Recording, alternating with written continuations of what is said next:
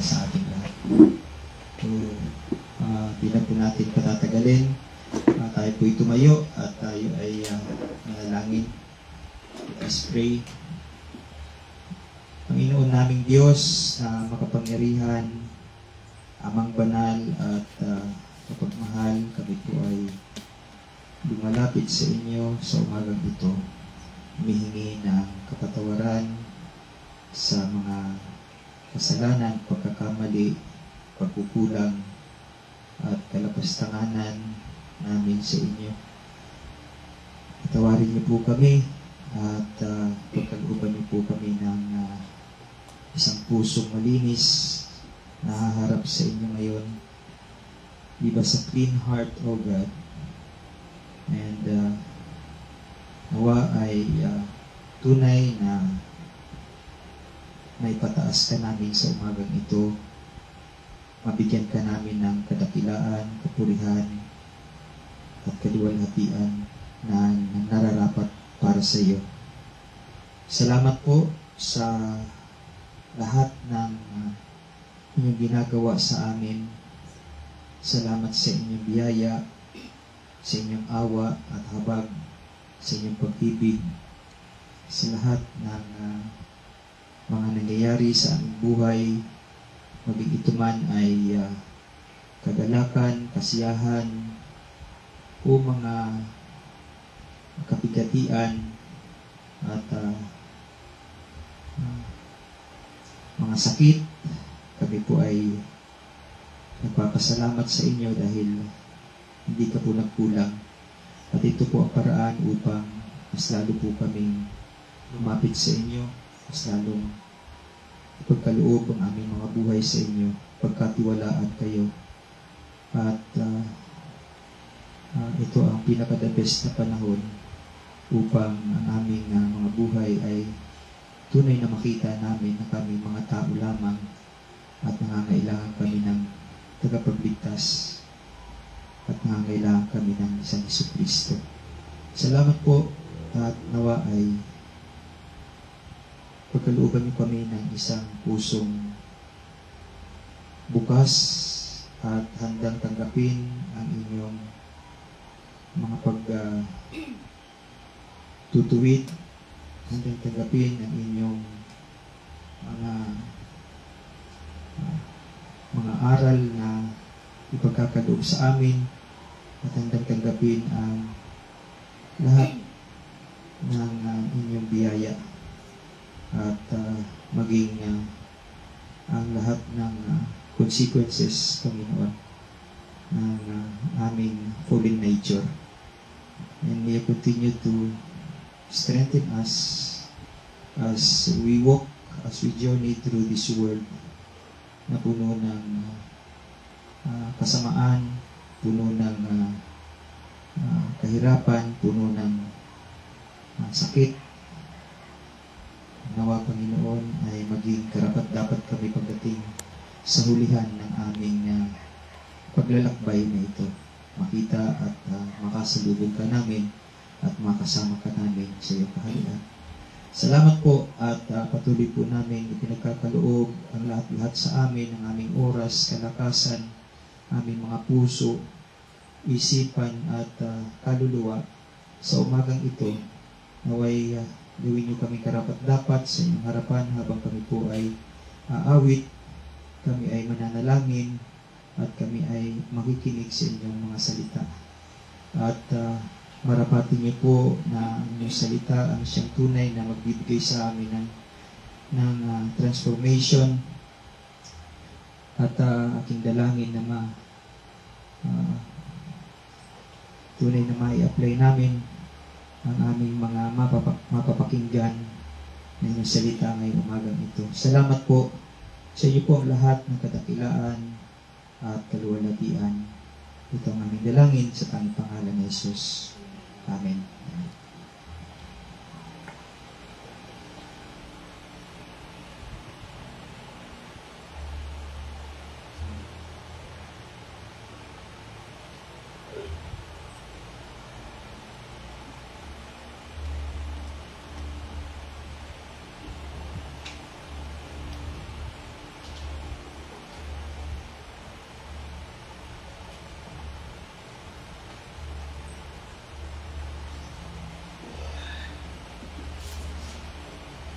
Alauna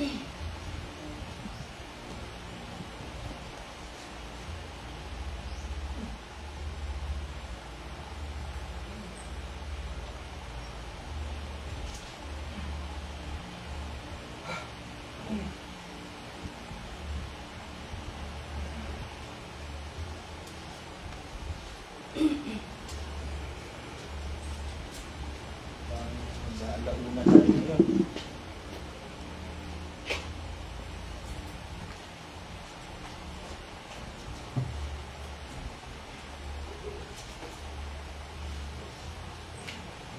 Yung kaliwat ng kamay, ilang lakas.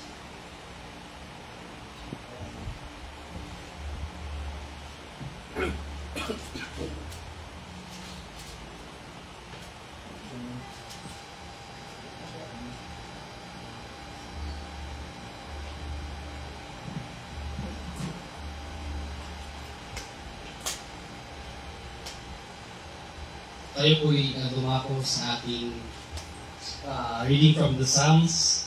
So if you have your Bibles with you, atin pong sabayang buksan ang Psalms chapter 139. At tayo po ay magsisimula sa verse 18. And we will, verse 1 to 18, and we will jump to verse 23 to 24. So, Psalms 138, 39, sorry. At magsisimula tayo sa verse 1 hanggang 18, and then we will jump to verse 23 at hanggang 24.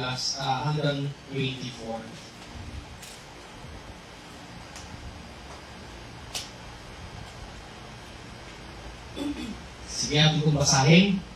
So, kagaya ng ating nakasanayan, tayo po ay salitan sa ating pagbabasa.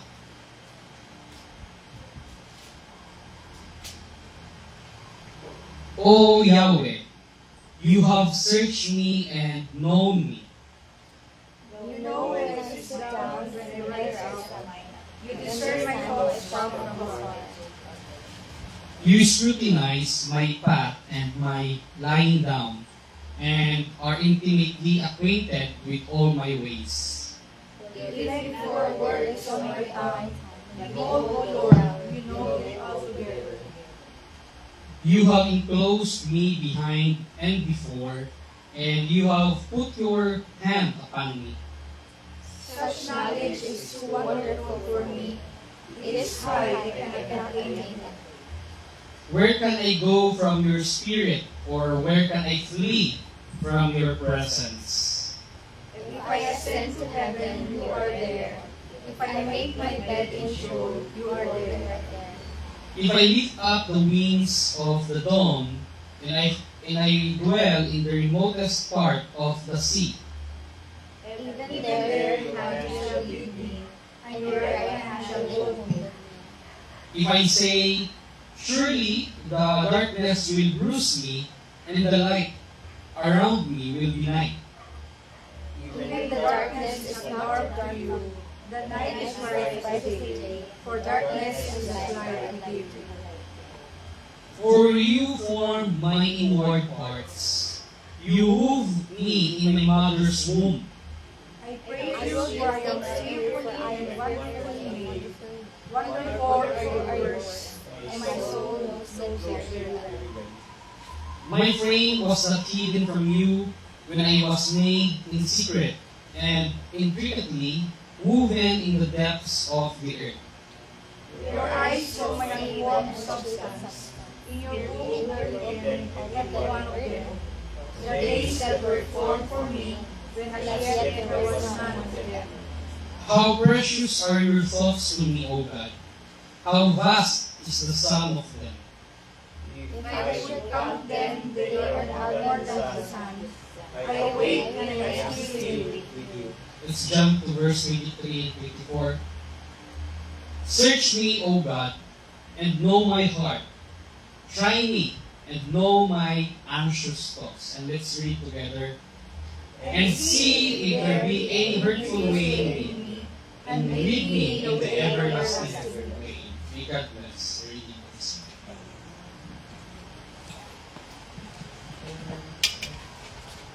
word.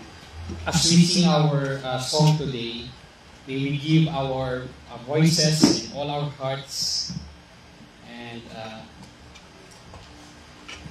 may we reflect our first song, this song that we will be singing today, entitled "See How He Loves Us."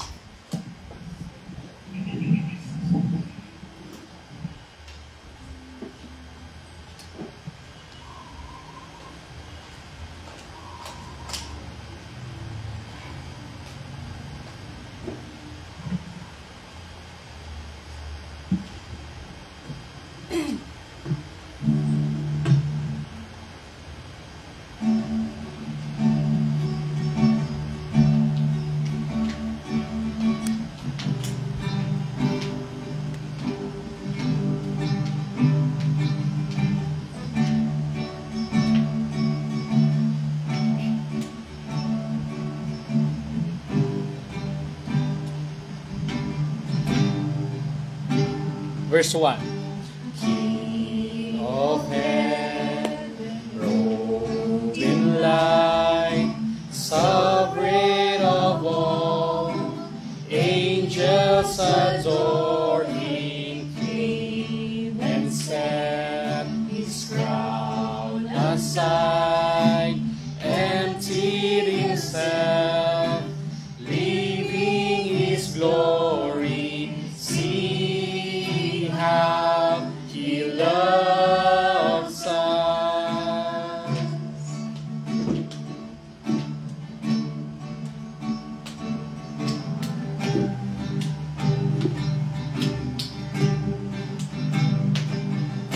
Son of man, robed in flesh, bearing our grief, knowing our weakness, yet despised in our eyes, defeated and poor, living among us. See how He loves us. Jesus, Jesus, only Jesus, humble and holy, Lord, we adore You. Oh, Jesus, only Jesus, only Jesus. Oh, how marvelous, oh, how wonderful Your love.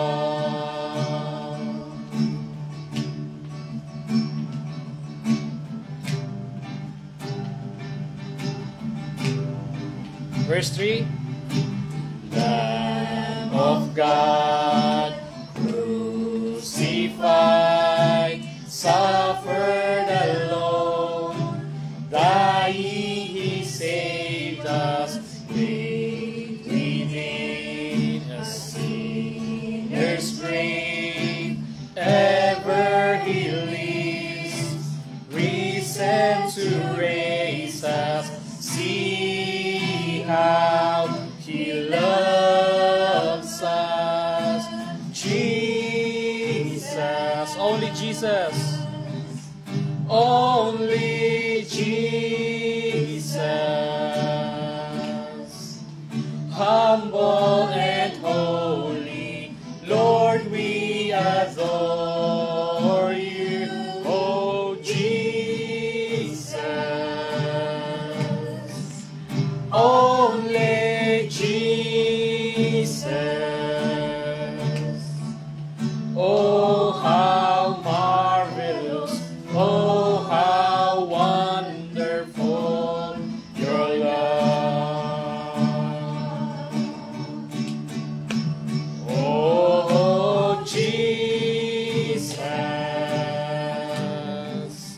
only Jesus.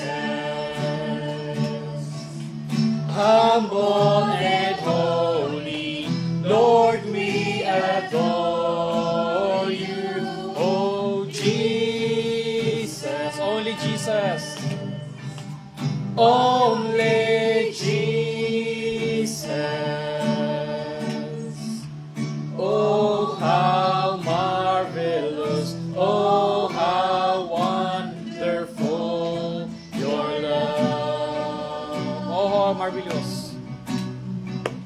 Oh, how marvelous, oh, how wonderful your love.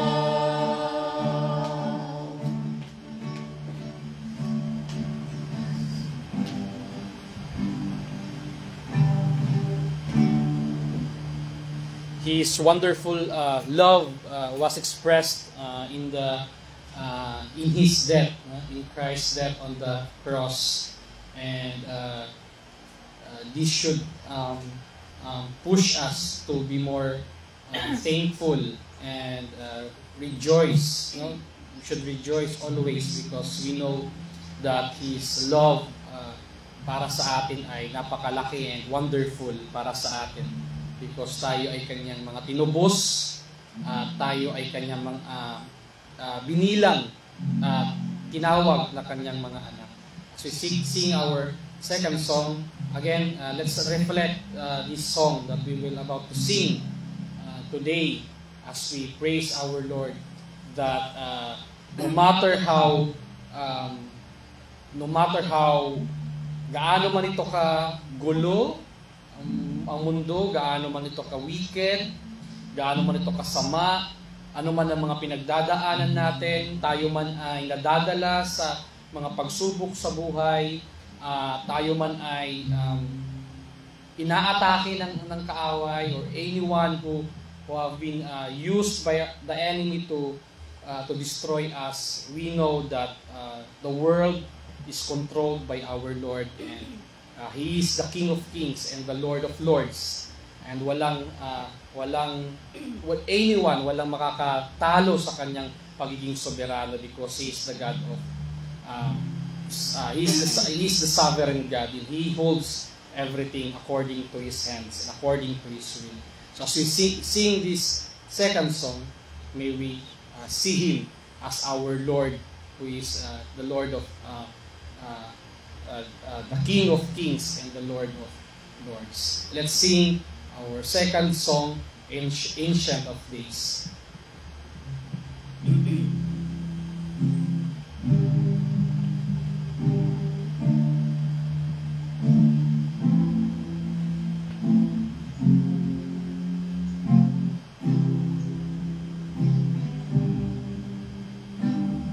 Verse 1. Though the nations range, kingdoms rise and fall, there is still one King, yes, reigning over all. So I will not fear, for this truth remains, that my God is the Ancient of Days. None above Him, none above Him, none before Him, all of time in His hands. For His throne it shall remain and ever stand. All the power, all the glory, I will trust in His name. For my God is the Ancient of Days. Though the dread of night overwhelms my soul, He is here with me. I am not alone. Oh, His love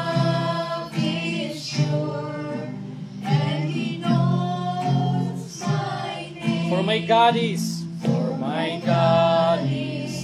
the Ancient of Days. None above Him, none before Him, all of time in His hands. For His throne it shall remain and ever stand. All the power, all the glory, I will trust in His name. For my God is the Ancient of Days. Though I may not see what the future brings, I will watch and wait for the Savior King. Then my joy complete, standing face to face in the presence of the Ancient of Days. None above Him. None above Him, none before Him, all of time in His hands. For His throne it shall remain and ever stand. All the power, all the glory, I will trust in His name. For my God is the Ancient of Days. All the power, all the time in His hands. For His throne it shall remain and ever stand. All the power, all the glory, I will trust in His name. For my God is the Ancient of Days. For my God is the Ancient of Days.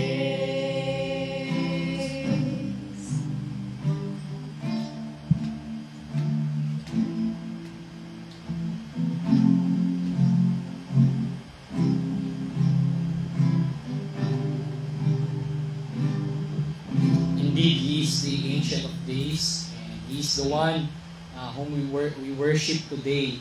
And tinitingnan natin siya hindi lang bilang ating Diyos na makapangyarihan, Diyos na mapagmahal, Diyos na nagpapatawad at pinapakita niya ang kanyang awa sa mga tao, but He is also a holy God. And for our last song, as we sing this song, let's take this seriously. Yes, indeed, He is the Ancient of Days. He is there for us, and hindi natin kailangang mabother, hindi natin kailangang matakot sa kung ano man ang nangyayari sa mundong ito. But we should also take this seriously, that God is holy, and we must live a holy life in reflection sa pagiging banal niya. And because according to His word, without holiness, no one will see the Lord, because He is holy and He is just. And we know that this God who is holy will surely punish sin. And bilang kanyang mga iniligtas, we can have a right perspective, and at the same time, mayroon tayong kakayanan na lumapit sa Kanya. At hindi na kailangan na matakot, dahil alam natin na ang Diyos ay banal, and at the same time, para sa atin na nagmamahal sa atin bilang mga Kanyang mga anak. So as we sing this song, let's give all our voices and our hearts, and tingnan natin ang Diyos bilang isang Diyos na banal.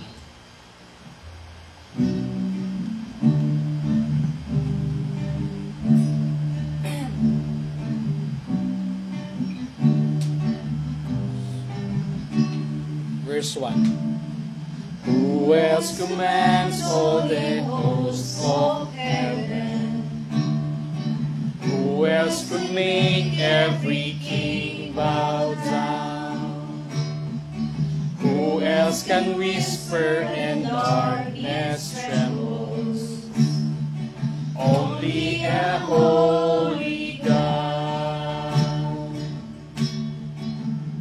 Other beauty demands such praises. What other splendor outshines the sun? What other majesty rules with justice? Only a holy God. Come and behold Him. Come and behold Him, the one and the only. Cry out, sing holy, forever a holy God. Come and worship the holy God.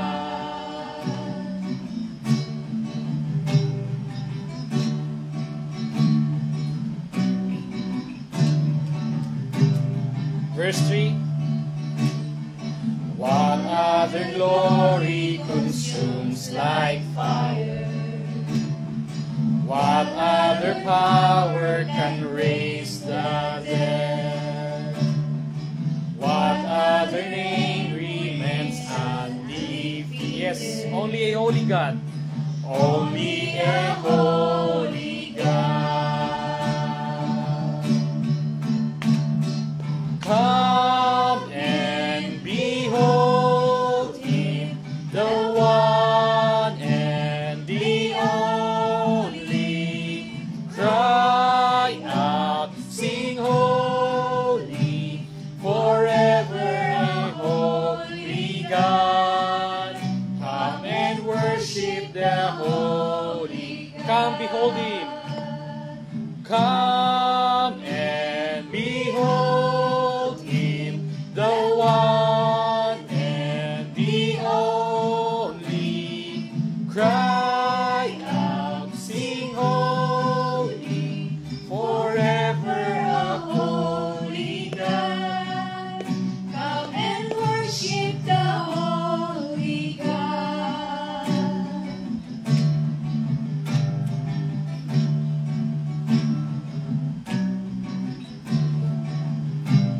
Who is called rescue me?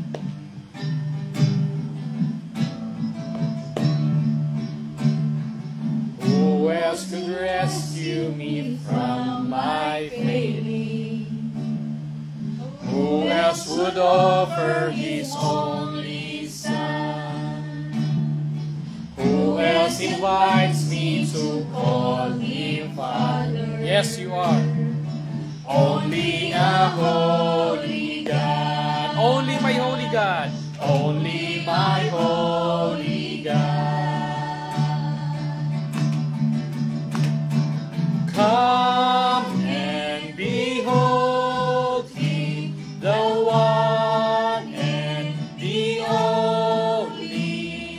Cry out, sing holy, forever a holy God. Come and worship all. Let's repeat the song. Come and behold Him, the one and the only. Cry out, sing holy, forever a holy God. Come and worship the holy God. Let's repeat again. Come and Behold Him, the one and the only. Cry out, sing holy, forever a holy God. Come and worship the holy God. Amen. Let's now be seated and let's go to our offertory.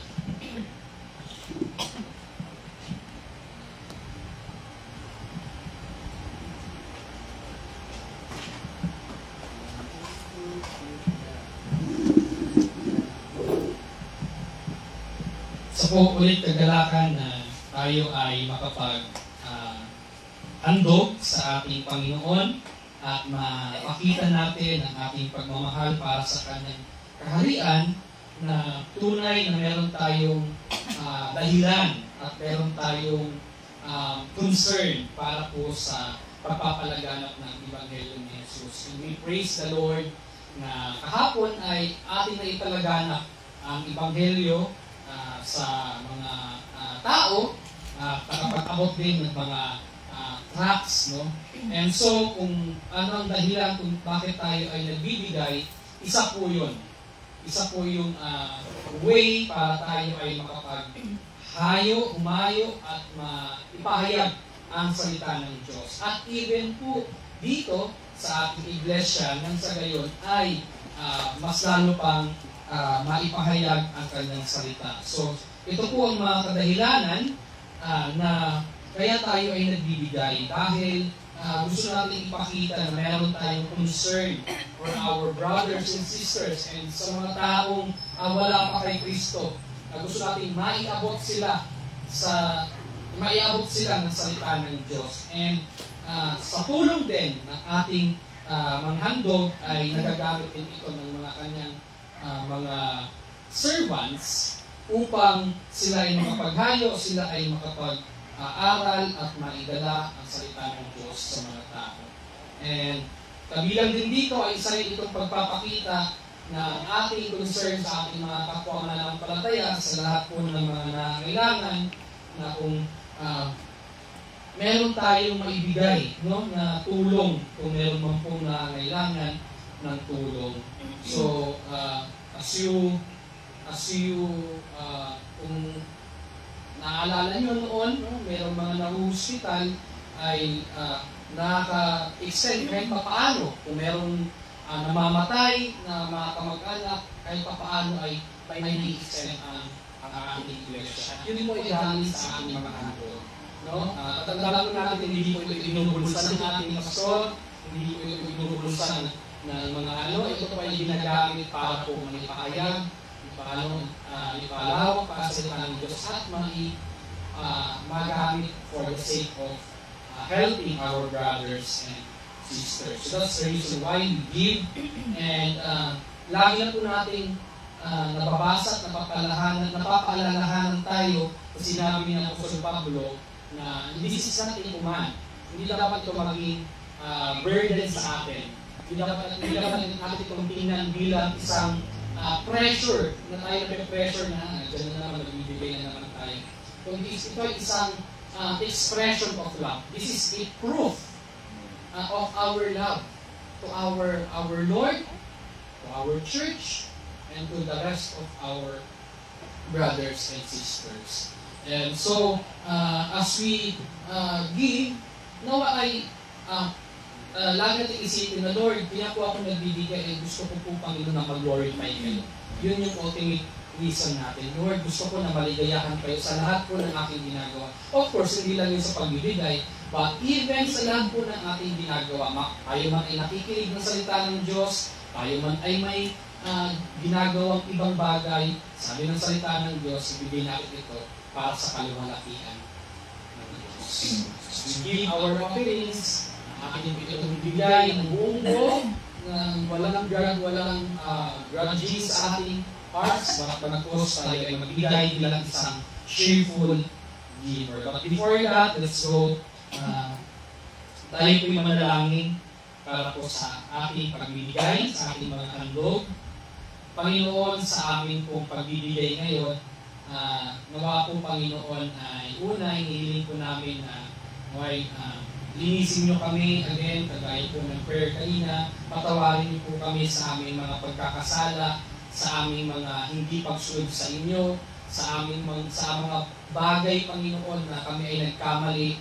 Patawarin niyo po kami, Panginoon. Linisin niyo po kami, gawin niyo po kami worthy na lumapit sa inyong trono at ibigay po ang aming mga handog. Tanggapin niyo po, Panginoon, ang aming ibibigay ngayon na para po sa expansion ng inyong kingdom dito sa mundo ito.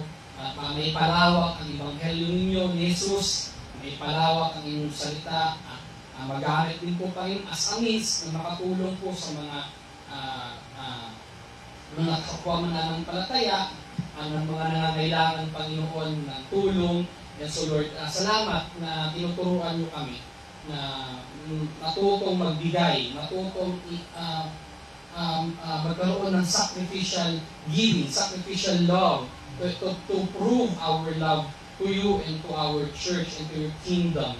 And help us, Lord, na hindi lang sa ganitong aspeto rin kami nagmamature, nag-grow, but even in other aspects sa aming buhay, na tunay na lahat ng aming ginagawa ay dahil ito ay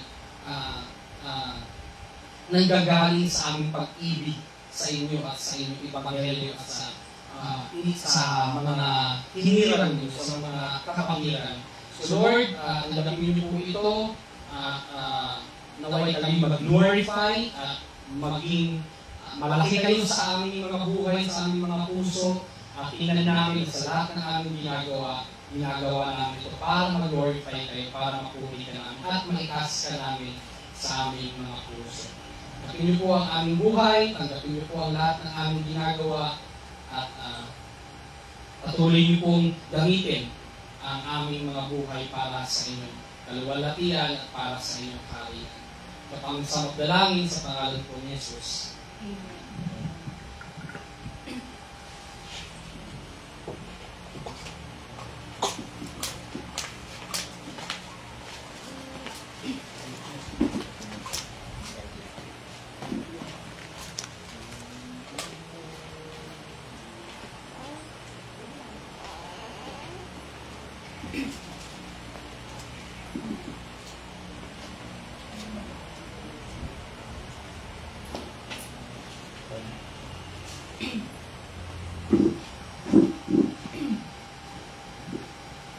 Tayo po'y tumayo ulit at atin pong itaas sa ating mga Biblia para po sa ating Bible Pledge.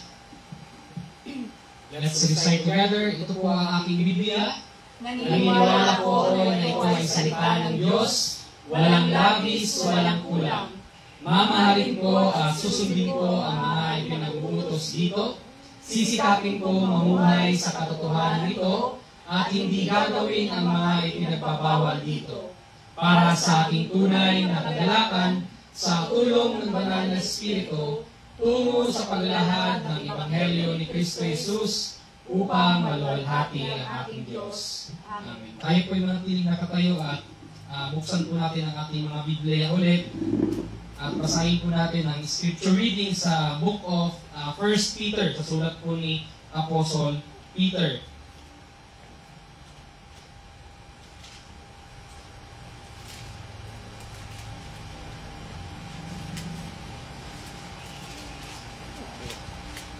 First Peter chapter 3 verse 1 to 9.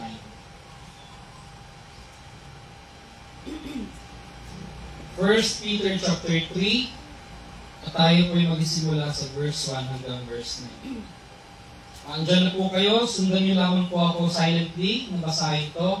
In the same way, you wives, be subject to your own husbands, so that even if any of them are disobedient to the word, they may be won without a word by the conduct of their wives, as they observe your pure conduct with fear. Your adornment must not be merely external, braiding the hair and wearing gold jewelry or putting on garments. But let it be the hidden person of the heart, with the incorruptible quality of a lowly and quiet spirit, which is precious in the sight of God. For in this way, in former times, the holy women also, who hope in God, used to adorn themselves, being subject to their own husbands, just as Sarah obeyed Abraham, calling him Lord. You have become her children if you do good, not fearing any intimidation. You husbands, in the same way, live with your wives in an understanding way, as with a weaker vessel, since she is a woman, and show her honor as a fellow heir of the grace of life, so that your prayers will not be hindered.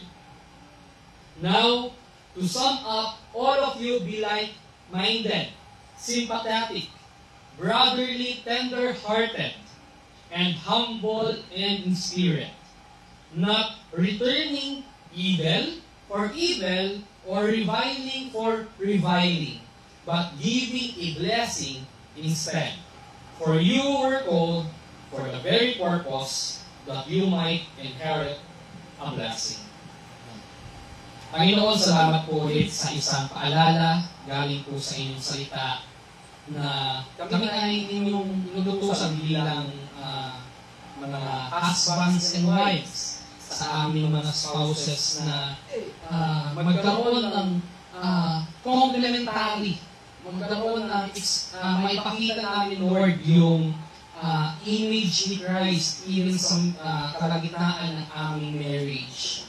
And that is for the wives is to submit to their husbands, and for the husbands is to love and to take care of their wives. So help us, O God, to do this hindi sa parang kami ay nasasaktan na parang hindi namin gustong gawin, but naway turuan ninyo ang aming puso na magawa ito ng lubos sa aming puso, dahil unang-una sa lahat, pinili namin itong taong mamahalin namin at inyong ibinigay sila sa amin upang mahalin at alagaan at ingatan. Kaya Panginoon, isa naman po itong paalala sa amin na kailangan ay mas tumitibay ang aming pagmamahal sa bawat isa.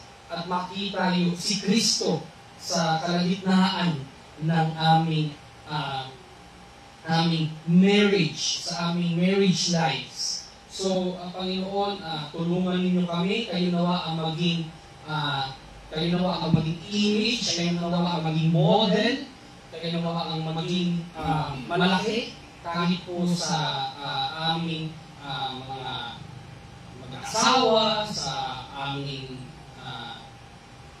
aming marriage, kayo po ang makita, Panginoon. Kayo po nawa ang aming gustong sundin, kayo ang aming tinitingnan bilang isang proof na isang model para sa aming pamumuhay bilang husbands and wives. But even this passage, Lord, ay pwede rin i-reflect, pwede mag-reflect yung mga wala pa sa marriage, wala pa sa hindi pa sila kasal, na tingnan nila ito bilang kanilang future na expectation, na kapag sila ay papasok sa marriage ay hindi lang ito for selfish reason, hindi lang ito tumutukoy sa pangsariling kagustuhan o para lang makabenefit sa sarili niyang gusto, kundi ang marriage ay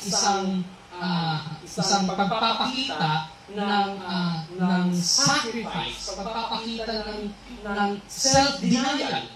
Ang isang marriage po ay pagpapakita ng self-denial na kung saan hindi na yung buhay mo ang nakafocus, kundi ang buhay na ng kasama mo, ang buhay na ng taong pinili at minahal mo. At kinonsider mo makakasama sa buhay na dito sa mundong ito. Kaya Panginoon ay ito ay tumulong sa amin, lalo namin mas makita, maunawaan na ang marriage ay inyong dinesign, inyong ibinigay para mas lalo kami masanctify at ma-conform pa into the pattern, into the image of our Lord Jesus Christ. At mas lalo kami mag-grow maturely in our journey, mas lalo namin, Panginoon, ma-edify ang aming mga spouses na gano'n din po sila sa amin. At makita, Panginoon, mag-reflect na ito yung gusto kong makita ng Diyos sa lahat ng tao, na kung saan, even in marriage, ay a reflection of your relationship with the Father, the Son, and the Holy Spirit, na ipinapakita kung ano yung tunay ng pagmamahal, kung ano yung tunay na sacrificial love, yung agape love.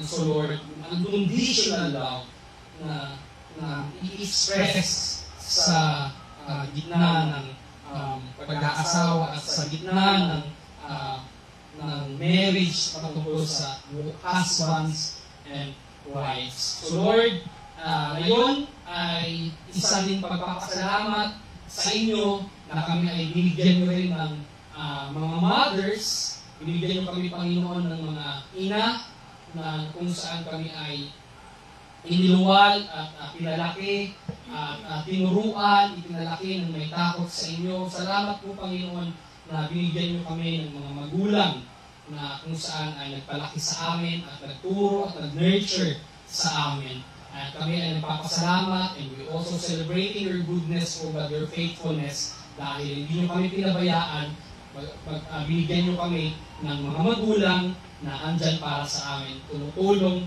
para sa amin, Panginoon. At we thank you, Lord, because you are the ultimate cause, you are the ultimate reason. Kayo po yung giver ng lahat. At we celebrate, hindi sa Mother's Day itself, but we celebrate your goodness. We celebrate your faithfulness na kayo ay nagbigay ng aming mga magulang, ng aming mga ina, ng mga mothers. And nagpapasalamat kami sa mga buhay nila na sila ay nagpapagamit sa inyo at nagpapatuloy sa pagsunod sa inyo at nawa i-bless nyo pa po ang kanilang buhay. Patuloy niyo po silang gamitin at palakasin ang kanilang loob. Yes, nabasa po namin na they are weaker vessels. Naway, bilang kaming mga asawa ay mas namin mahalin yung aming mga asawa na aming mga mothers at ingatan sila at naipakita na kami bilang mga anak ay nagpapasalamat sa inyo dahil binigyan niyo kami ng mga magulang. And ngayon, Panginoon, na makikinig kami ng inyong salita and naway tulungan ninyo kami mas lalo pang maintindihan at maunawaan ang mensahe ngayon. Bigyan nyo kami ng matalas sa pag-iisip at puso na malambot na ready tumanggap ng inyong salita at mas maunawaan namin ito nang sa gayon, Panginoon, maisabuhay namin na merong willingness sa puso at merong desire na mas lalo pang isabuhay ang inyong salita at maging good example, maging mabuting example sa mga kananayan, sa ibang tao, sa kapwa namin mga mananampalataya. Tulungan niyo kami, Panginoon, at samahan niyo kami ngayon, naway tayo ay nagagala, kayo ay napupuri, kayo ay natataas, at nag-glorify sa aming pagsamba ngayong araw na ito. We celebrate today because of your goodness, because this is your day. We celebrate because you are faithful to us. And you are a God who is all loving, all merciful, all powerful, and you are a God na puno ng pagmamahal na kung saan ipinaranas ninyo sa amin, sa pamamagitan ng kaligtasan na inyong ibinigay sa amin, sa pamamagitan ng pagbibigay ninyo ng magulang, ng mga ina sa amin. Salamat, Panginoon, sa lahat ng ito. Ito po aming samot dalangin. Sa pangalan po ni Jesus. Amen. Let's now be seated and akin na po nihanda ang ating mga sarili sa pakikinig ng salita ng Diyos.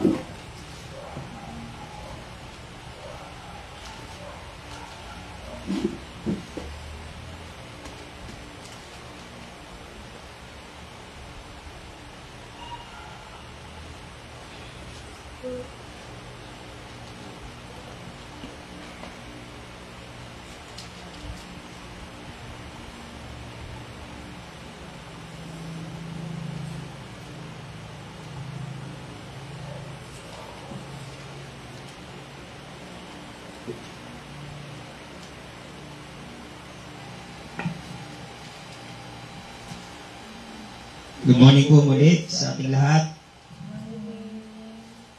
Happy Lord's Day po.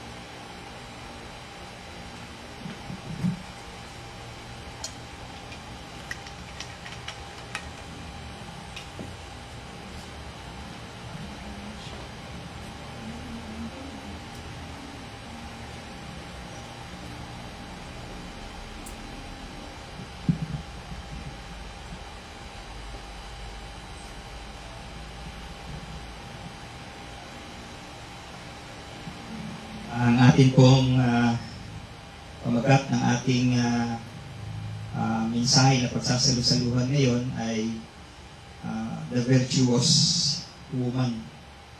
So, please, sabayan niyo po ako. Pumunta po tayo sa Proverbs 31. Proverbs 31, verses 10 to 31. Proverbs 31, verses 10 to 31. Babasahin ko po sa English Standard Version. Then later on, pag may time, pabalik-balikan po natin sa Tagalog version para po mas maunawaan natin ng simple. Hindi tayo mahihirapan. Proverbs 31, verses 10 hanggang 31. An excellent wife who can find. She is far more precious than jewels. The heart of her husband trusts in her, and he will have no lack of gain. She does him good and not harm all the days of her life. She seeks wool and flax, and works with willing hands. She is like the ships of the merchant. She brings her food from afar. She rises while it is yet night, and provides food for her household, and portions for her maidens. She considers a field and buys it. With the fruit of her hands she plants a vineyard. She dresses herself with strength and makes her arms strong. She perceives that her merchandise is profitable. Her lamp does not go out at night. She puts her hands to the distaff, and her hands hold the spindle. She opens her hand to the poor and reaches out her hands to the needy. She is not afraid of snow for her household, for all her household are clothed in scarlet. She makes bed coverings for herself. Her clothing is fine linen and purple. Her husband is known in the gates when he sits among the elders of the land. She makes linen garments and sells them. She delivers sashes to the merchant. Strength and dignity are her clothing, and she laughs at the time to come. She opens her mouth with wisdom, and the teaching of kindness is on her tongue. She looks well to the ways of her household, and does not eat the bread of idleness. Her children rise up and call her blessed. Her husband also, and he praises her. Many women have done excellently, but you surpass them all.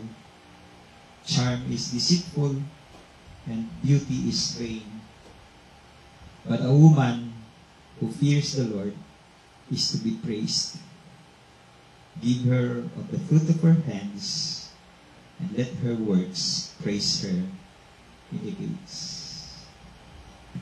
Let's pray a short prayer. Panginoon,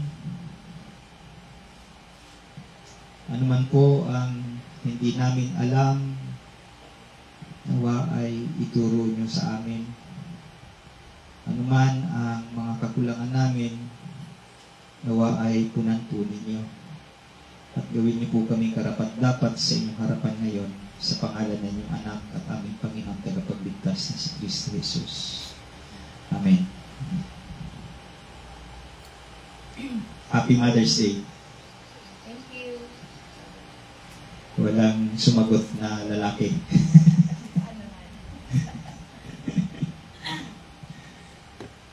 Today, we will be paying a special tribute to our nanay, mama, mami, inang, inay, ima, mader. Marami ngayon, dinadala nila ang kanilang mga nanay sa labas upang i-treat sa mga kainan, pasyalan, mall, at iba pa. Madalas, every year lang ito ginagawa ng karamihan, which is hindi naman sana ganon sa atin. Araw-araw, pwede nating ipakita at iparamdam sa ating mga magulang, sa ating mga nanay, ang pagmamahal, pag-aaruga, pag-intindi, at pagmamalasakit sa kanila. Kung malayo ka sa nanay mo, yung simpleng pagkumusta sa kanya ay isa ng napakalaking bagay na hindi mababayaran ng salapi. Sa passage natin ngayon, ito ang ating titignan at bibigyan ng malaking pansin. So basahin, binasa na natin yung ating passage. But before that, what is a virtuous woman? Mahalaga na maintindihan muna natin kung ano ang ibig sabihin ng salitang virtuous sa original niyang pagkakasulat. Dahil nasa Old Testament, originally, it was written in Hebrews or Hebrew. Ang salitang virtuous sa Hebrew ay chayil. So, ang kanyang spelling is C-H-A-Y-I-L. Pero ang pronunciation niya is K-H-A-H-Y-I-L. Chayil. Ang ibig sabihin ay strength, valor, army, wealth, capability. Madalas itong nababasa sa Hebrew Bible sa mga context na related sa military strength, personal valor, or di kaya ay wealth. For example, tumungo tayo sa punta natin ang Old Testament sa 1 Samuel. 1 Samuel 17 verse 20. 17 verse 20. 1 Samuel 17:20. Sabi niya rito, and David rose early in the morning and left the sheep with the keeper and took the provisions and went as Jesse had commanded him. And he came to the encampment as the host was going out to the battle line, shouting the war cry. So, dito sa 1 Samuel 17:20, makikita natin yung military context ng salitang virtuous or kail. No? Deuteronomy. Lipat tayo. Deuteronomy chapter 8 and in verse 18. Deuteronomy 8:18. Sabi niya naman dito, you shall remember the Lord your God, for it is He who gives you power to get wealth, that He may confirm His covenant that He swore to your fathers as it is this day. So ito naman sa Deuteronomy chapter 8 verse 18, yung kail naman dito ay pinapakita yung strength and ability. No? It is God who gave you kail. No? Strength and ability.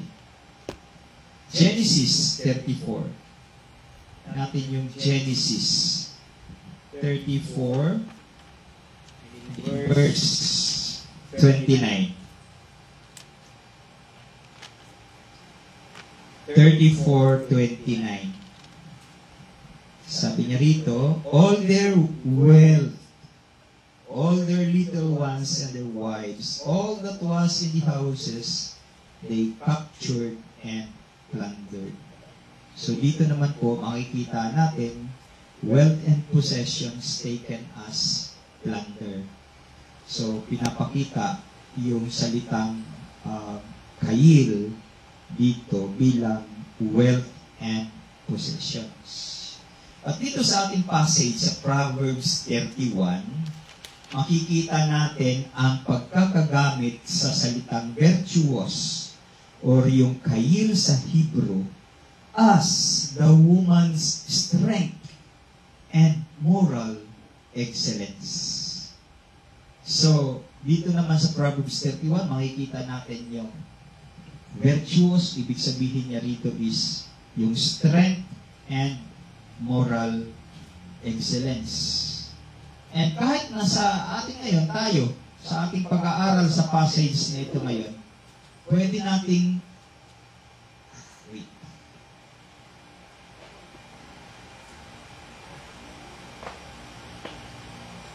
nating maintindihan kung ano yung gustong iparating or ipahiwatig sa atin ng writer.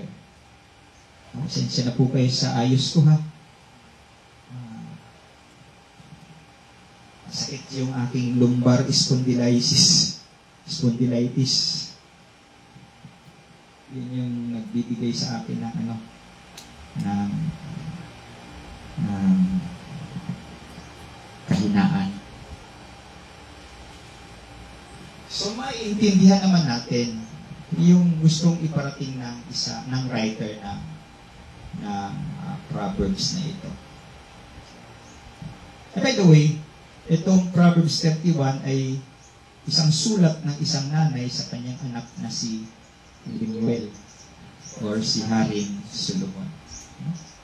So, saliksikin natin yung mga sinasabi ng mga verses nito. Una, tignan natin yung positive side. Yung strength ng isang woman. Verses 11, 12, and 23. Basahin natin yung verse 11. Siguro mas maganda kung sa magandang balita, Biblia. Basahin ko rin. Kawikaan 31, talata 11. Sabi niya rito, lubos ang tiwala ng kanyang asawa at saganang pakinabang ang makakamit niya. Tiwala or trust. Sa English Standard Version, sabi niya, verse 11, the heart of her husband trusts in her, and he will have no lack of gain. So, tiwala or trust, una makikita natin sa isang virtuous woman, sa isang excellent, in other version, excellent siya. Excellent woman ay yung trust, loyalty sa kanyang mister. Yung kanyang mister ay may trust sa kanya.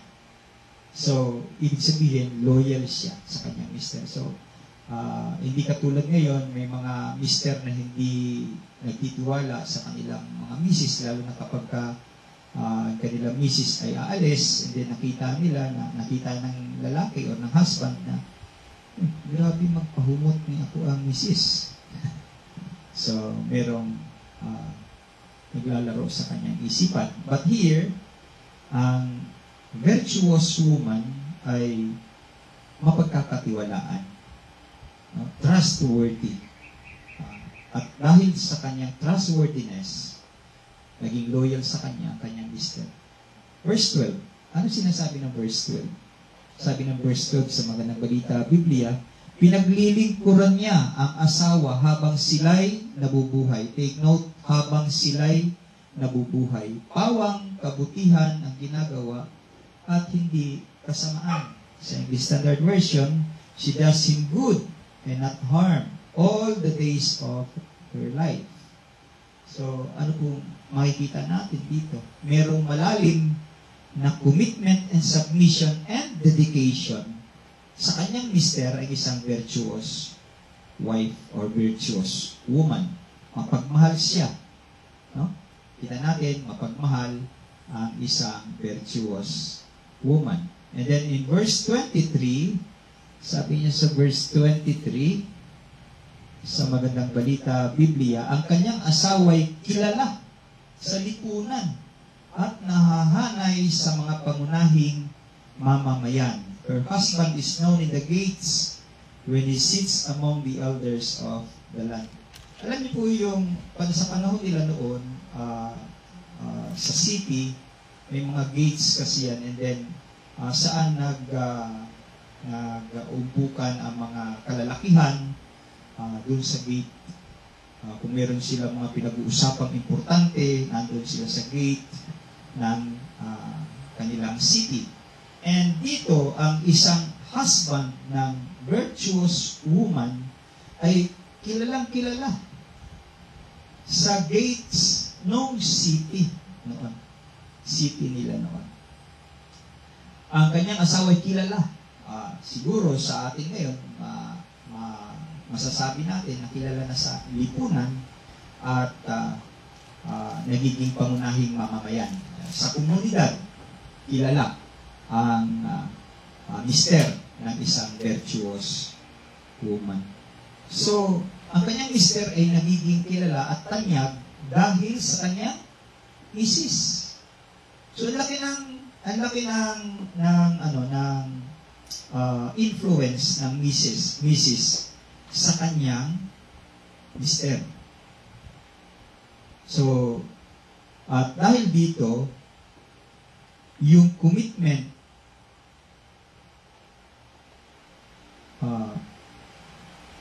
yung loyalty at commitment ng misis ay tunay na makikita dahil sa kanyang mister.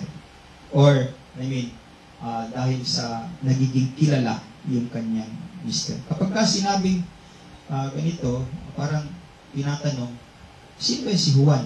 Si Juan, yung mister ni mister ni so and so. So, mas kilala yung misis. Pero nagiging kilala din yung mister. Nagiging kilala siya dahil sa influence ng kanyang misis. That's a virtuous woman. That's an excellent woman. So ito yung una nating makikita sa isang virtuous woman. So ano pa? verses 13 to 19, kung babasahin natin to, napakahaba. Sabi niya rito, she seeks wool and flax and works with willing hands. Tignan natin to ha. She is like the ships of the merchant. She brings her food from afar. She rises while it is yet night, provides food for her household and portions for her maidens. She considers field and buys it. With the fruit of her hands, she plants a vineyard. She dresses herself with strength and makes her arms strong. She perceives that her merchandise is profitable. Her lamp does not go out at night. And verse 19, she puts her hands to the distaff and her hands hold the spindle. Ano ibig sabihin nito? Ibig sabihin nito siya ay masipag at maalam. Diba? Lahat ng mga verses na binasa natin ay tumutukoy sa kasipagan ng isang virtuous woman. Masipag at hindi lang masipag, kundi may kaalaman, maalam siya. Matalino. So, tignan natin yung mga verses o mga talata na nagpapakita ng kanyang kasipagan. Verse 13 mismo. Sabi niya, she seeks wool and flax and works with willing hands. 14, she is like the ships of the merchant. She brings her food from afar. And then,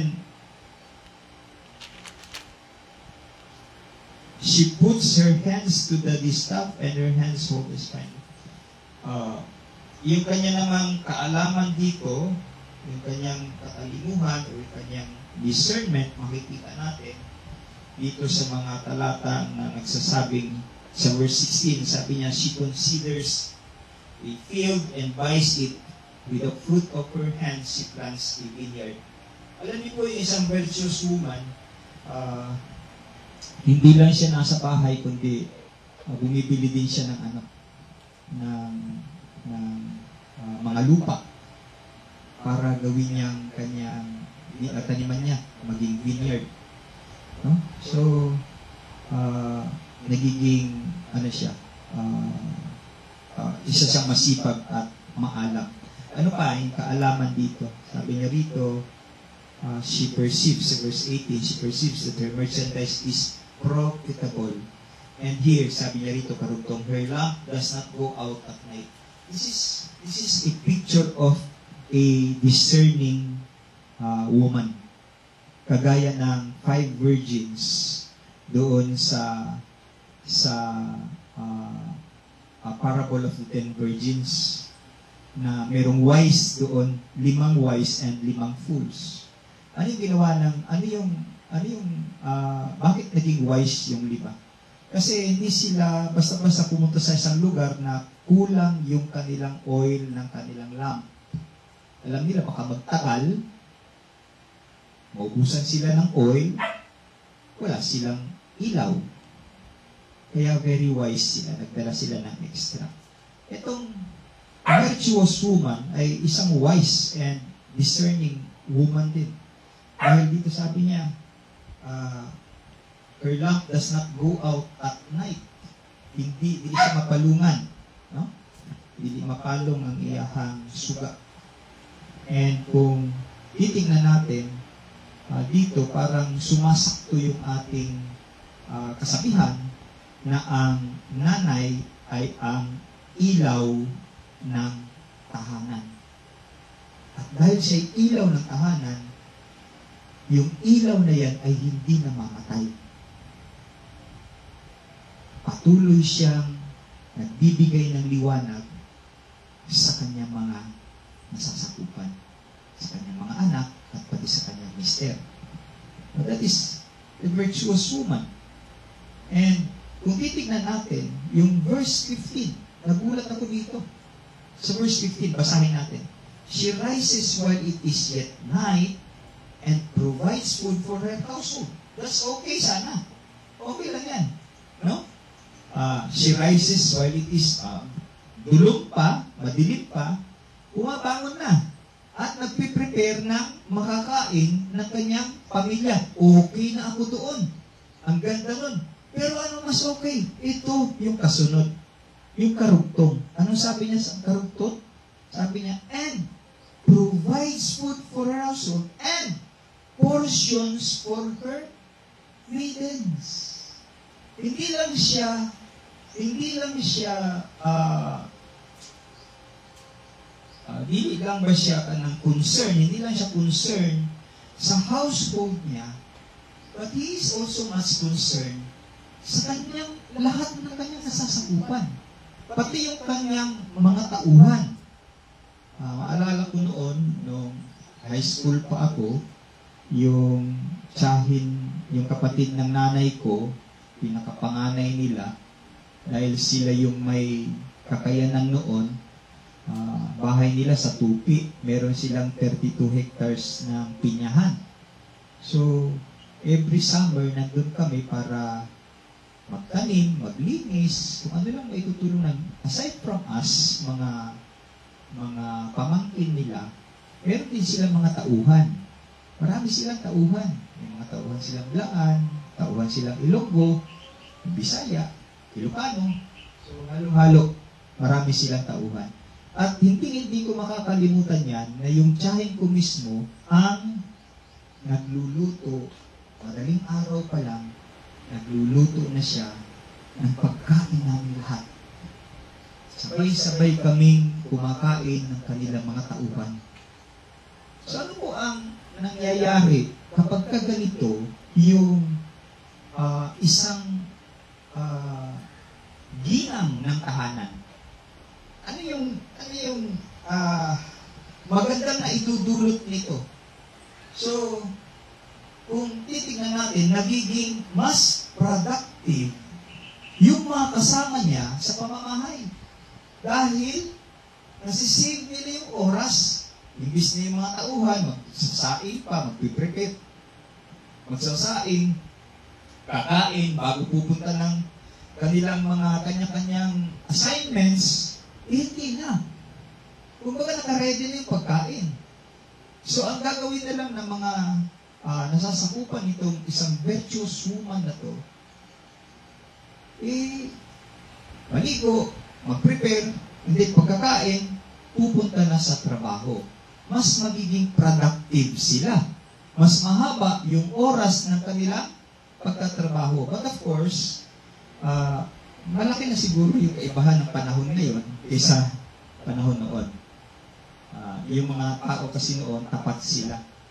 Mga tapat din, na kapag halimbawa gano'n, nakita nila yung kanilang amo ay pinagsisilbihan sila, hindi yung mga katulong nagsisilbi sa kanilang amo, kundi yung amo nagsisilbi din sa kanyang mga tauhan. No?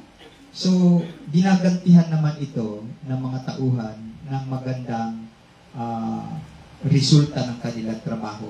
Oras na nagiging fruitful sila sa kanilang mga ginagawa. No? But of course, sabi ko nga, malaki na ang kaibahan ng panahon ngayon kaysa noon. Ngayon, kung meron pa naman siguro mga ganon na mga tauhan na kapag pinagsilbihan ng kanilang amo ay mas na i-inspire or na i-encourage sila na gamitin yung extra oras para mas maging fruitful sa kanilang gawain sa trabaho. Pero kadalasan ngayon, pag ginawan mo ng ganon, aabusuhin ka pa. So yun yung pangit sa panahon ngayon. No? Pero nakakagulat. Nagulat ako habang pinag-aaralan ko to. Verse 15, the virtuous woman, hindi na niya hinihintay na pagsilbihan siya. Tulog lang siya, tapos tawagin siya ng kanyang mga tauhan. Ma'am, kain na po tayo. Naka-ready na po yung kain na po. Naka-ready rin po yung inyong ipanliligo. Ando na po, pwede na po kayo maligo. But, siya mismo, maaga siyang nagigising, pinaghahanda ng makakain, yung kanyang pamilya, at hindi lang yung kanyang pamilya, kundi pati lahat ng kanyang nasasakupan. Napakagandang pag-uugali. Verse 20. Tingnan natin yung verse 20. Anong sabi ng verse 20 dito? sa magandang balita Biblia, ang sabi niya, matulungin siya sa mahihirap at sa nangangailangan bukas ang kanyang palad. Sa English Standard Version, she opens her hand to the poor and reaches out her hands to the needy. So, very self-explanatory. No? Siya ay matulungin, siya ay hindi maramot. Hindi lang siya nagsisipag para sa kanyang pamilya, kundi nagsisipag siya upang makatulong din sa lahat ng mga nangangailangan. Katulad kanina sa ating sa challenge sa giving natin, yun yung God will bless us more dahil nakikita niya yung puso natin sa ating pagbibigay at yung ating ibinibigay ay nai-extend natin ng tulong sa mga nangangailangan. Ang ganda ng mga nagagawa ng SFCC dati na nami-miss din natin. Nakakatulong tayo sa mga members and even attendees kapag may sakit sila, may kakulangan sa financial, nakaka-extend tayo ng tulong. No? So yung virtuous woman ay isang matulungin at hindi maramot na babae. Hindi lang siya nagsisipag dahil para sa kanyang pamilya, kundi upang makatulong din siya sa mga nangangailangan. Verses 21 and 27, basahin natin. 21 and 27, sabi niya, she is not afraid of snow for her household, for all her household are clothed in scarlet. Sa verse 27, she looks well to the ways of her household and does not eat the bread of idleness. Ano ibig sabihin ito? Ibig sabihin, ang virtuous woman ay isang dependable woman. Maaasahan. Maaasahan siya. Meron siyang planning for the future. Nagpaplano siya. Kaya, hindi siya nag-aalala kapag dumating yung mga oras o panahon ng mga paghihirap. At yung alam natin na kapag nag-snow, mula ng snow sa ibang bansa, mahirap kang makalabas. Mahirap kang makahanap ng makakain. Hindi ka makagawa sito kay grabe man ang snow, maninigas ka sa lamig. No? But ang isang virtuous woman, meron siyang planning ahead of the time na ng pangangailangan. So, merong planning. Isang magandang example para sundan natin. And lastly, siya ay isang babaeng may malaking pagmamahal sa Diyos. Kita niyo? Basahin natin lahat yung mga verses. Makikita natin dito yung kanyang malaking pagmamahal sa Diyos. Yung mula verse 10 hanggang verse 31. Nagpapakita na siya ay guided and directed by the Word of God and the power of the Holy Spirit. No? Ngayon, siguro habang pinabasa niyo itong passage na to, o pinapakinggan niyo ako, maaring sabihin ninyo, hindi naman yan talaga yung description ng isang woman, or hindi naman talaga nagdi-describe sa isang woman. Meron ba kayong mga pag-iisip na katulad niyan ngayon?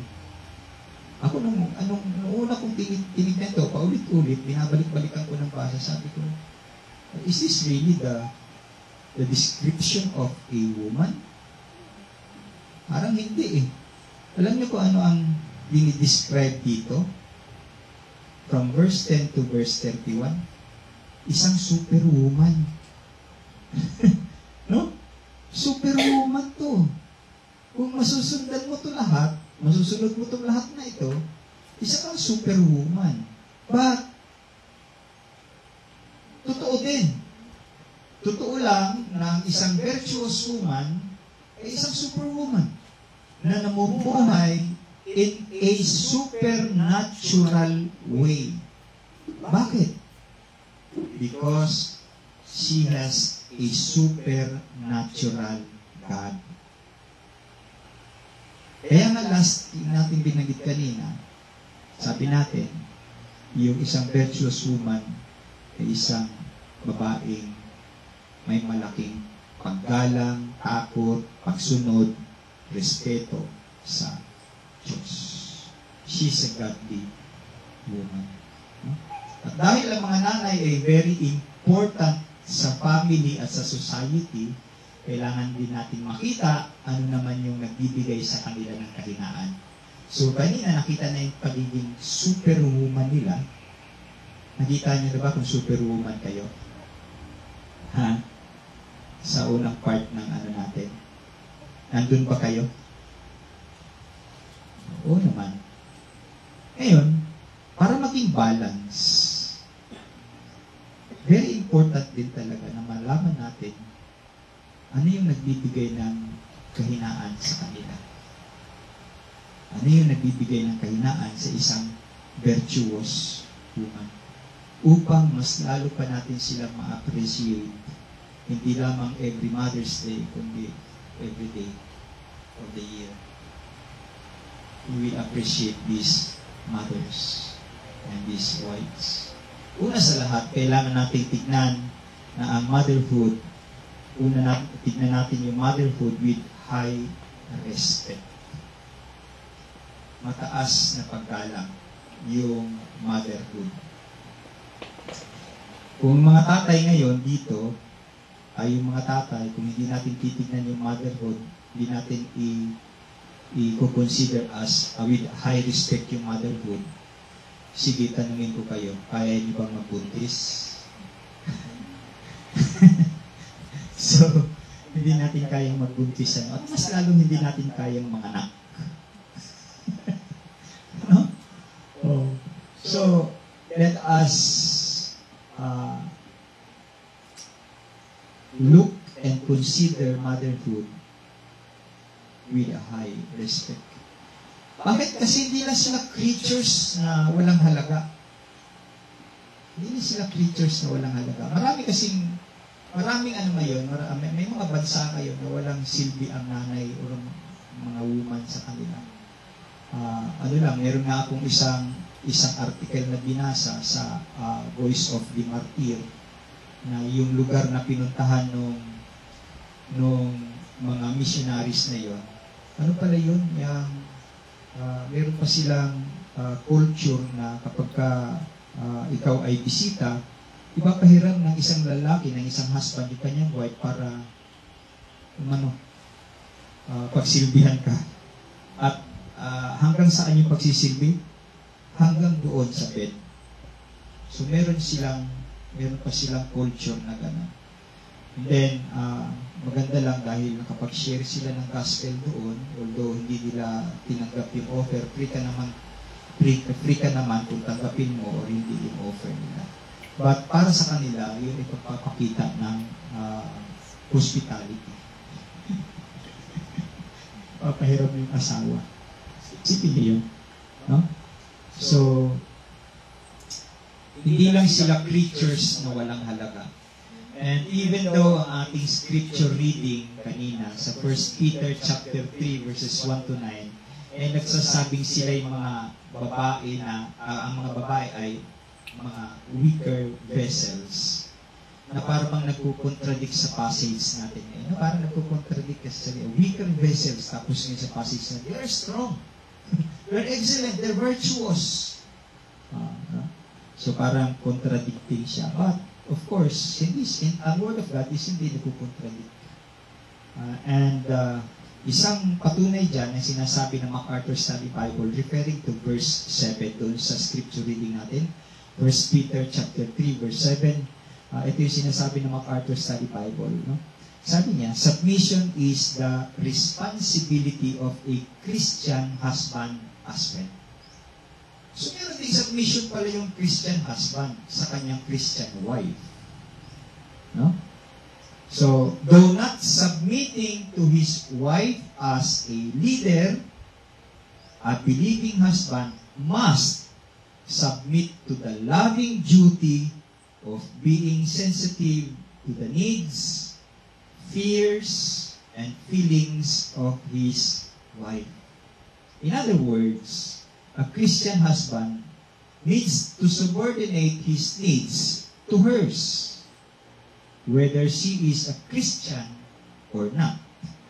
While she is fully equal in Christ, referring to the woman or to the wife, while she is fully equal in Christ and not inferior spiritually because she is a woman, she is physically weaker and in need of protection, provision, and strength from her husband.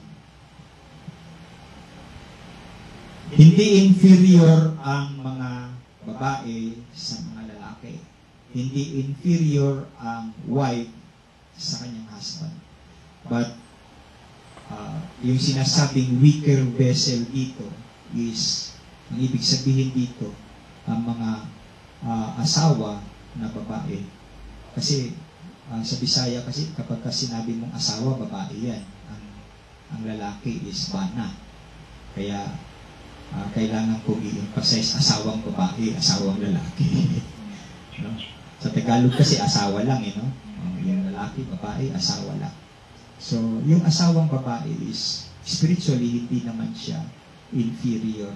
But yung sinasabi dito na weaker vessel ang isang asawang babae is nag-i-emphasize yung kailangan niya ng protection, ng provision, ng strength ng kanyang mister, no? Ng kanyang asawa, ng kanyang bana from her husband. But mind you, hindi po kayang magbuntis. Yan ang sabi kanina, hindi kayang magbuntis ng isang lalaki at mas lalong hindi niya kaya ang mga anak. Kaya ang mga Christian mothers and women ay tunay na malalakas as our passage says so. But ito yung problem actually. Because of these anti-Christian forces, quote and quote, anti-Christian forces, na laging nanggugulo sa buhay natin in general. And speaking, hindi lang para sa mga moms and women, but of course, para din sa aming mga kalalakihan. So, itong mga anti-Christian forces na nanggugulo sa buhay natin, nagkakaroon ng negative view ang mga Christian women and mothers. But praise God na laging nagbibigay ng command, warning, and promise sa atin ang salita ng Diyos. Let's read Romans chapter 12, verse 2. Anong sabi ng Romans 12, verse 2? Sabi niya, do not be conformed to this world, but be transformed by the renewal of your mind. Para ano? Para ano?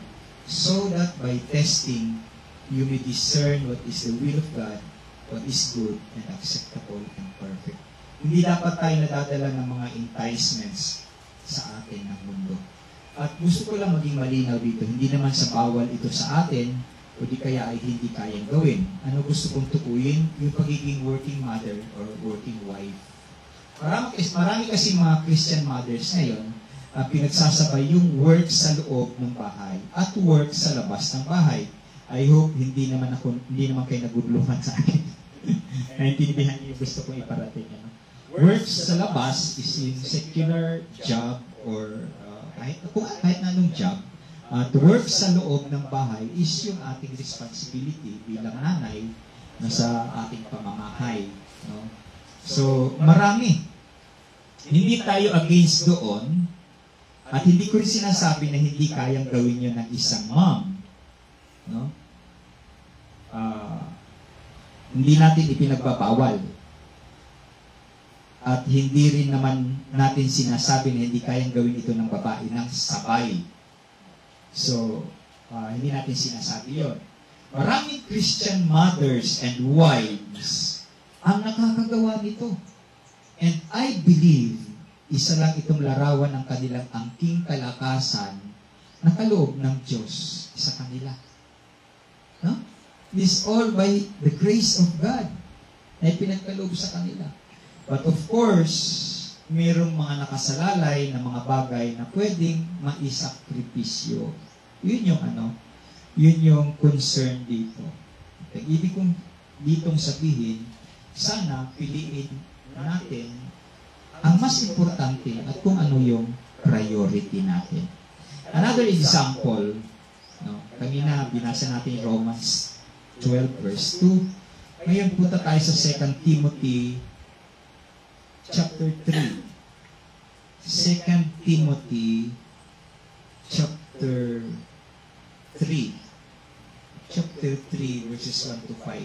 Ang sabi niya dito, but understand this, that in the last days there will come times of difficulty. For people will be lovers of self, lovers of money, proud, arrogant, abusive, disobedient to their parents, ungrateful, unholy, heartless, unappeasable, slanderous, without self-control, brutal, not loving God, treacherous, reckless, swollen with conceit, lovers of pleasure rather than lovers of God, having the appearance of godliness, but denying its power. Avoid such people. Sabi niya gano'n. Take note po na ang sabi ni Paul kay Timothy sa kanyang sulat, perilous times will come in the last days because people will be lovers of themselves and lovers of money. Ang dami pang lists, actually. At anong effect nito sa isang babae, sa isang nanay, o sa isang asawa na by the very nature ay nangangailangan ng love, protection, provision, and strength mula sa kanyang mister. Kung ang kanyang mister ay mas mahal ang kanyang sarili kaysa sa kanyang asawa, o kung mas mahal na mister yung pera kaysa sa kanyang misis, ano kaya mangyayari? No? Kaya ang unang inaatake ng dyablo ay ang mga babae, ang mga asawa, yung mga nanay. At napakalaki ng epekto nito sa pamamahay at sa komunidad. Dagdagan pa ito ng sinasabi ng text ng mga disobedient children to their parents, mga unthankful people, unloving, etc., blah, blah, blah. Kaya ang laki ng epekto nito sa mga nanay at mga asawa. Bakit? Bakit? Sila yung keeper of the house, the home. Sila yung keeper of the home. Kaya malaki din ang accountability ng isang Christian husband kasi siya naman ang protector of the home. If the wife is the keeper of the home, the husband is the protector of the home. Pag-uusapan naman natin yan sa Father's Day. Paano naging protector of the home ang isang ama. Again, tingnan natin ang ating passage. Balik tayo sa Proverbs 31. Ang laki ng demands sa mga nanay at mga asawa dito. Napakalaki ng dinidemand ng passage. Kaya nga, hindi ito magagawa ng isang natural woman. Kaya, it is just fitting to say that the woman that can do these things listed in Proverbs 31 ay tatawaging virtuous or excellent. Ang itatitle ko nga sana dito, Her Excellency. Kaya lang, medyo naano ako kasi, of course, yung excellency ay title lang para sa ating Diyos, ay bilibundad. So, ang laki ng demands sa mga nanay at mga asawa dito. Naalala ko lang, isingit ko lang. Kasi nabanggit ko kasi yung excellency ay title lang para sa Diyos, which is, I believe on that, na siya lang dapat tatawagin His Excellency. Kasi siya lang ang excellent. Yung bagong Santo Papa ngayon, tinawag na Lord. No, i-announce Habemus Papa. Tinawag siyang Lord Leo. Lord Pope Leo the 14th. So, nadaanan ko lang, naalala ko lang. So, balik tayo. Ang laki ng demands, no? Sa mga nanay at mga asawa dito. Kailangan nila mag-grocery. Kailangan nila magluto. Kailangan nila maglinis ng bahay. Kailangan nila maglaba, mamalansya, mag-alaga ng mga anak. Okay lang, isa pa lang yung anak. Katulad ni Silina. Isa pa lang, okay lang yun. Budgeting, paying of bills, Pati concern ng family at ng ibang tao. Nakalista rin. No? Hindi lang yun, marami pa. So, paano ito i-handle ng isang asawa o nanay na hindi siya masisiraan ng bait? Nagbigay na tayo ng isang paraan. That is, for us husband to love our wives. Para hindi siya masiraan ng bait dahil sa laki ng demand sa kanya. Husbands should love their wives. And for the children, they should love their moms. Kailangan mahalin nila yung kanilang nanay. Kasi titignan natin demand. Sa list, masisiraan talaga ng bait yung nanay dito. Nakakaawa kung titignan natin. Ako, hindi lang alam ni Sister Glenn, pero minsan umiyak ako sa kwarto dahil naawa ako sa kanya, hindi ko siya matulungan. Kahit anong pilit kong gawin, hindi ko siya matulungan. Lalong-lalo na sa pag-aaral ng tubig.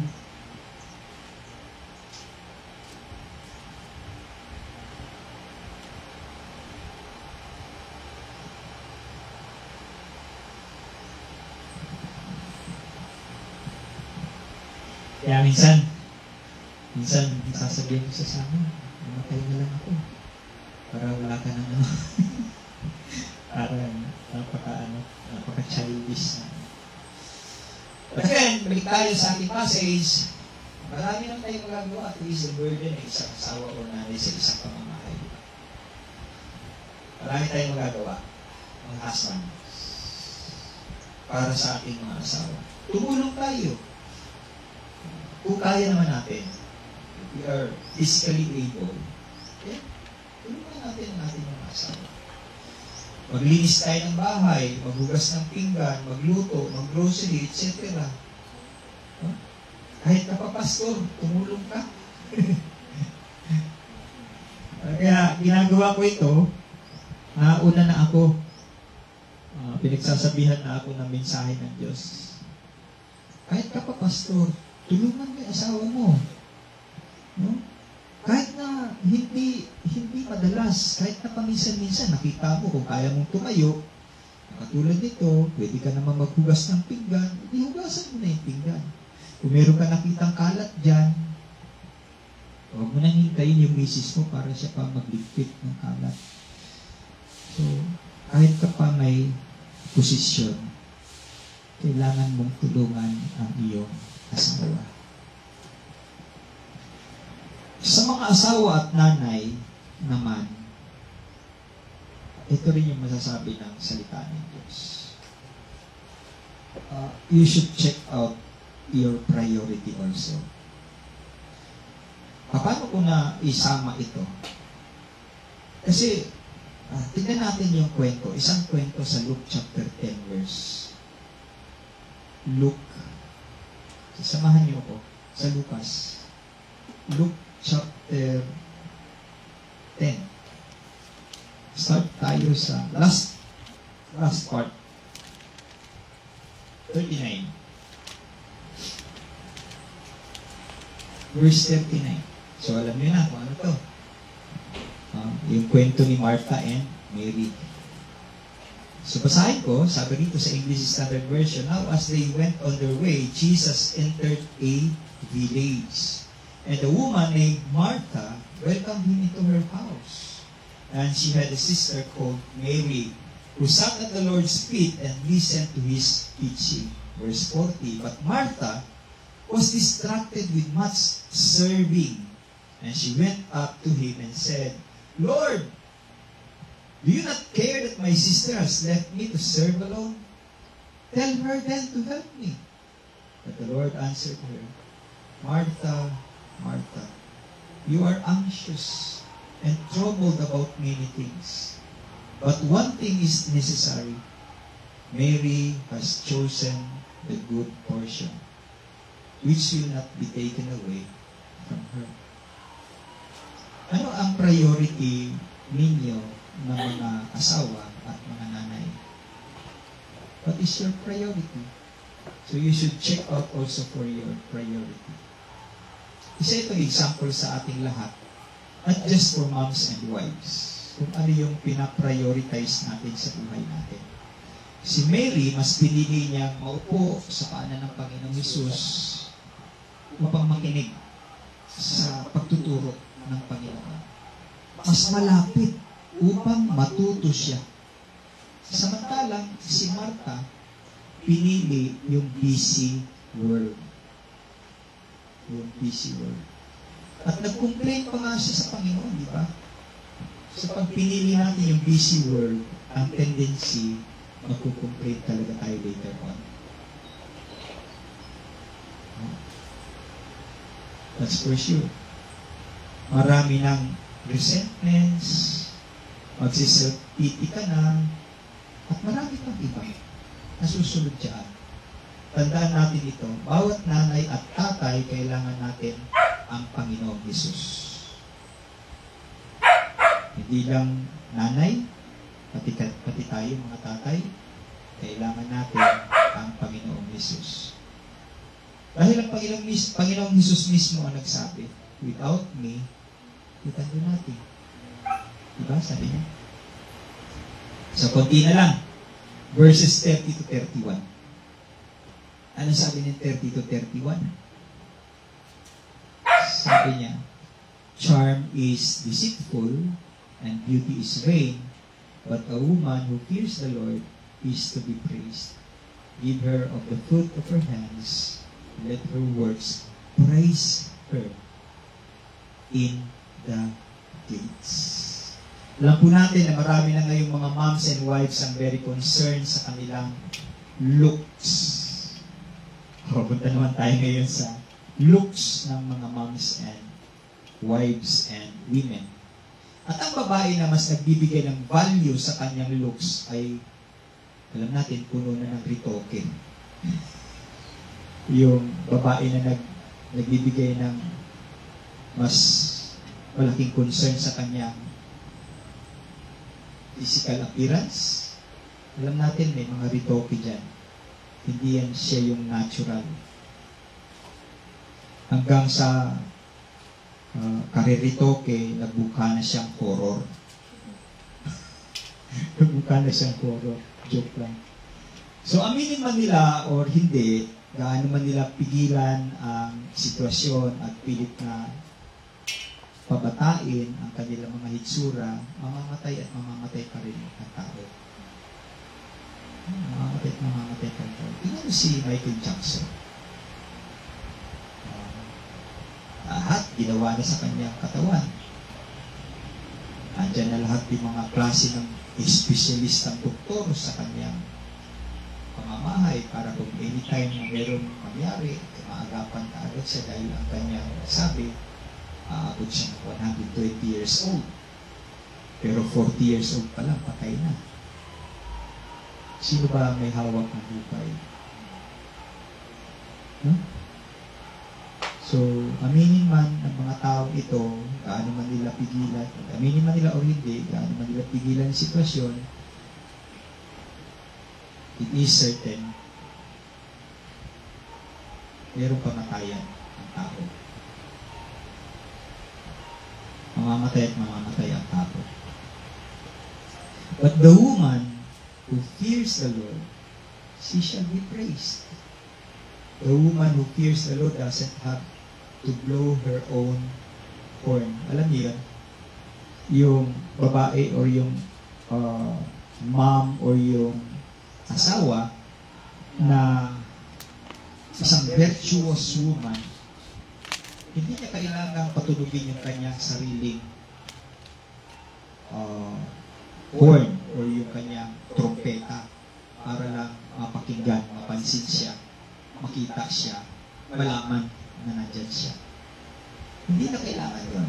Alam niyo, ibig ko sabihin dito, hindi mayabang ang isang virtuous woman. The woman who fears the Lord doesn't have to blow her own horn. Hindi siya boastful sa kanyang mga achievements. Total, malalaman at malalaman naman din yan pagdating ng panahon.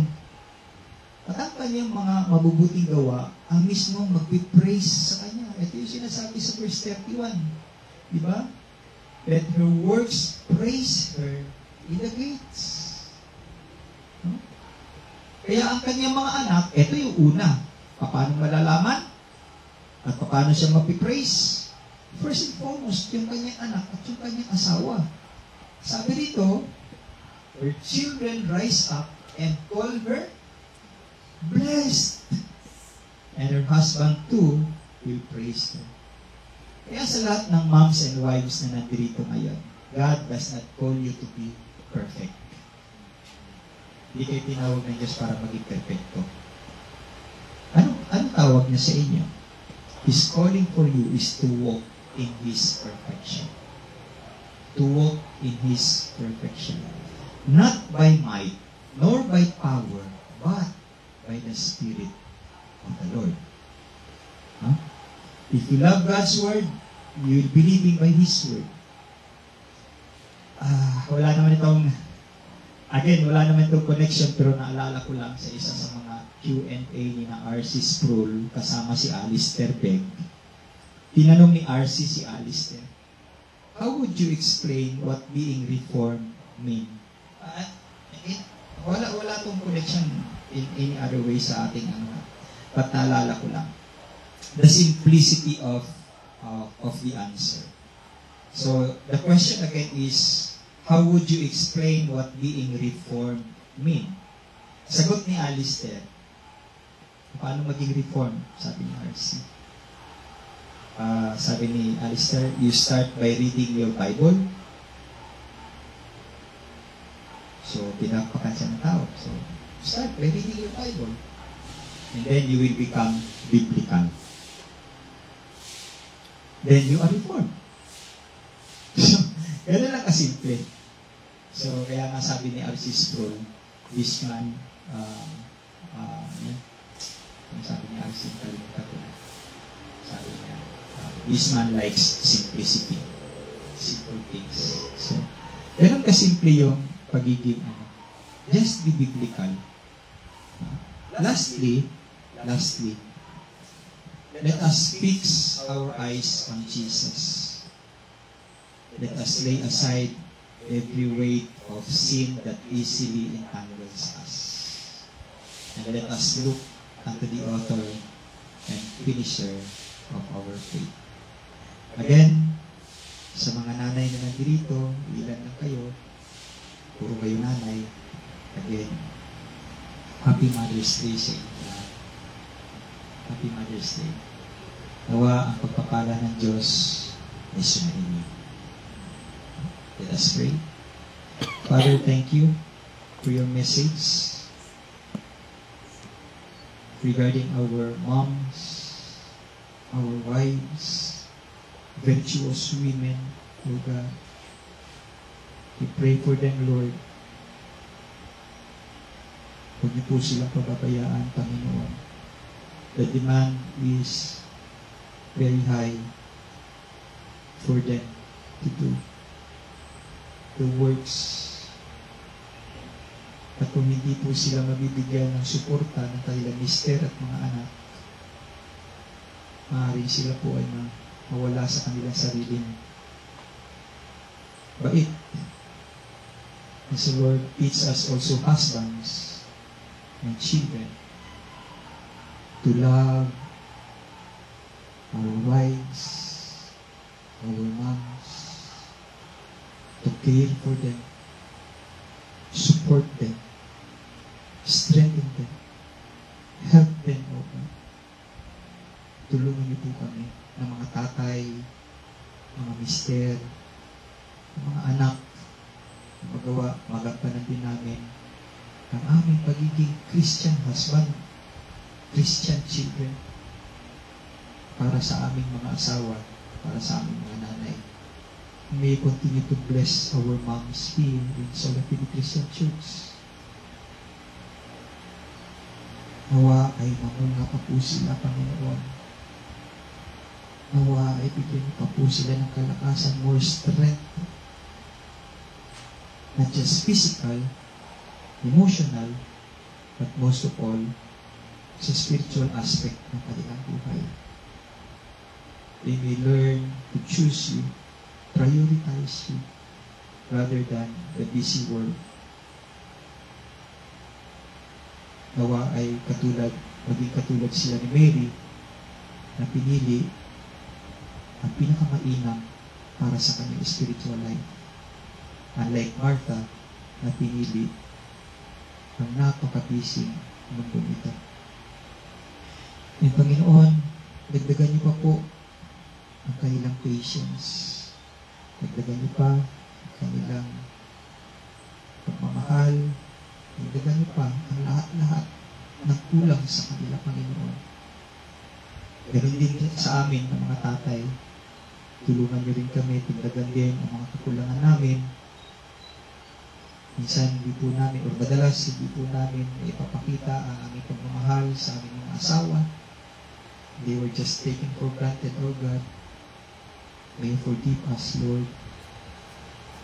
Starting today, dahil narinig namin ang kwentong ito, ang message na ito, nawa Panginoon, tulungan mo mga tatay, kami mga anak, kami mga father also, mga husband, mas lalo pa namin mahalin ang aming mga asawa at ang aming mga nanay.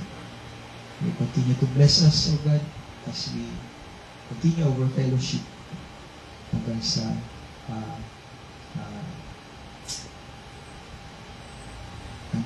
kami po ay umuwi. Panginoon, may your presence be with us always, protect us, and may you also guide us always, O Lord, and direct our paths always. For your glory and for your honor, which we pray. In Jesus' name. Amen. Amen. Amen. Let us all rise. Ay po tayo. Let us all raise our hands toward heaven. Receive the blessing. May the God of endurance and encouragement grant you to live in such harmony with one another, in accord with Christ Jesus, that together you may with one voice glorify the God and Father of our Lord Jesus Christ. The grace of our Lord Jesus Christ, the love of the Father, and the fellowship of the Holy Spirit be with us all, now and forever. Every saint say, Amen. Amen. To God be the glory. To God be the glory. To God be the glory. To God be the glory for the things He has done. God bless us all.